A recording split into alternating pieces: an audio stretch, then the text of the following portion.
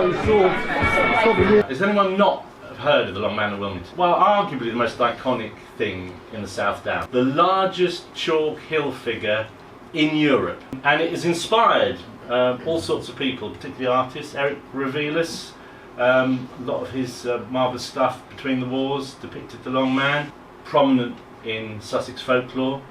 There is this idea of the Longman being a representation of the Wicker Man. The Wicker Man is this idea that in pagan Britain, at midsummer, they would build these great big effigies, huge effigies, and put in living sacrifices, including on occasion people. There's an idea in folklore that this giant somehow calls back to the Wicker Man. And the fact that he was paraded at midsummer. He was attended by various people. There's a mace bearer and a sword bearer, and there's this snapdragon. So there's someone inside that, and he'd go around with these wooden jaws, and you'd put money in, and if you didn't, it'd bite your hand. Rodney Castleton was head at history at Roding School. Now he was convinced that the Longman was Neolithic, New Stone Age, going back perhaps 6,000 years. Like a lot of people traumatised by the First World War, one day he was up on the hills, I think it was the Wiltshire Downs, and he was standing there and he thought, oh, I can align this burial mound with that church, and I can align it with that feature just beyond. And then he looked round, oh, and there, and there, and there, and he saw all these alignments that he called ley lines. Rodney Castleton took the Watkins theory further and said, what is the Longman? He's a dod man, he's a surveyor.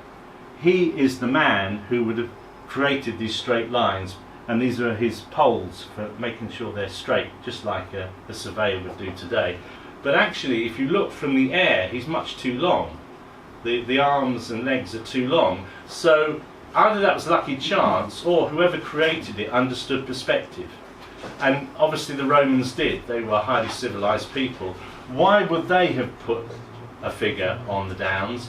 Well, their allies were here in West Sussex. When the Romans landed, we all think about Boudica and the Iceni and the resistance to the Romans, but a lot of the British tribes were pro-Roman. They saw it as in their interests. And over in West Sussex, particularly centred around Chichester, they were the staunchest allies the Romans had, and really made it possible for them to succeed. And the great palace at Fishbourne wasn't built for an Italian ethnic Roman, it was built for the head of the local tribe. Is it true that in World War II it was covered up because the Germans used it as a navigation aid? Yes. Crime scenes can also be art. Fanny's miniatures did have dolls in them. She hand knitted stockings for them on cocktail sticks, and she rendered their wallpaper with like these tiny single bristle brushes. She gave them like names and backstories and decorated their interiors, and then she killed them. They were called the Nutshell Studies of Unexplained Death, and these were accidents, suicides, family annihilations. Each one had tiny clues, blood spatter, hidden murder weapons, and each one had its own little solution that investigators in training could be tested against. In 2015, does anybody recognise this? This is a Sussex, quite a famous Sussex crime. These are all that remained, apart from the gloves. This is all that remained of Olive Durand Deacon, the man who killed her in Crawley in West Sussex. His moniker, his nickname was the Acid Bath Murderer, which perhaps explains why it's only her handbag and her gallstones that are left. The Shoreham air crash, when the fellow was on trial, the model plane, to represent the actual plane, he kind of,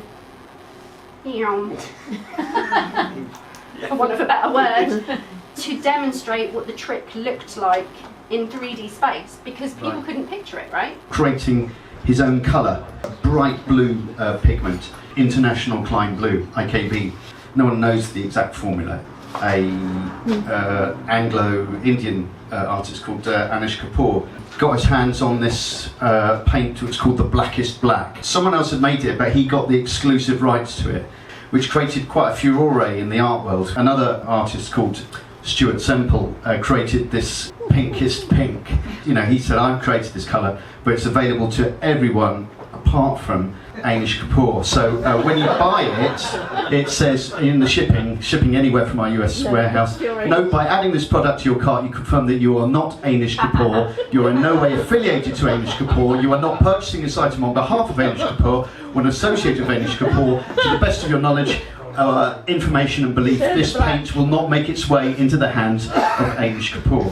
Anish Kapoor did actually get hold of some and put it up on his Instagram page. But anyway, and he decided that that people could purchase from him basically an invisible work of art called void pieces. You had to pay in gold leaf. It originally stemmed out because he had an argument with one of the with the gallery, and he took his paintings away.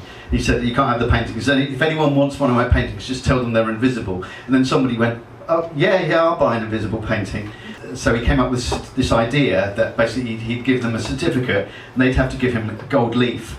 And then they would kind of own this bit of work of art. But for them to truly own it, what they would have to do would be to burn the certificate, and then he in return would throw half of the gold leaf into the River Seine. He sold 8 of these invisible works, three of which the certificates got burned.